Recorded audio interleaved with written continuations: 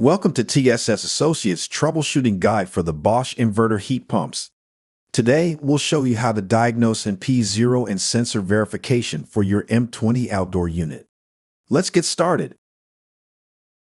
If you are receiving NP0 error code from your Bosch M20 outdoor unit, you will need to locate the connections for the T5 and TS sensors. The T5 sensor is located above the white and blue plugs, and the TF sensor is located below the white and blue plugs. Make sure these sensors are in the correct locations and not crisscrossed. If they are in the correct locations, we will need to ohm out the TS sensor. You want to make sure the unit has been off for a short period so that the sensors are at ambient temperature. You will need your multimeter to perform your sensor value tests. On your meter, select the ohms position in auto range. Remove the white plug from the board.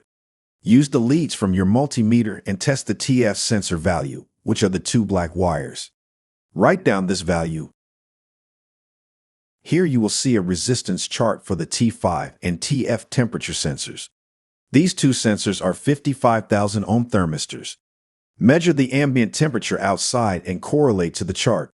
If the ambient temperature reads 80 degrees, your ohm reading should be 50,904. If your sensor reading is incorrect, replace the TS sensor. If your reading is correct, then restart the system and check for normal operation.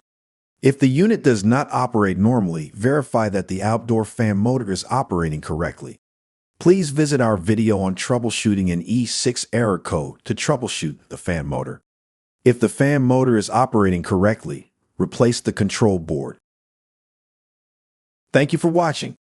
We hope you found this training video helpful and informative. If you have any questions or need further assistance, please don't hesitate to reach out. Don't forget to like, share, and subscribe for more valuable content. Have a great day.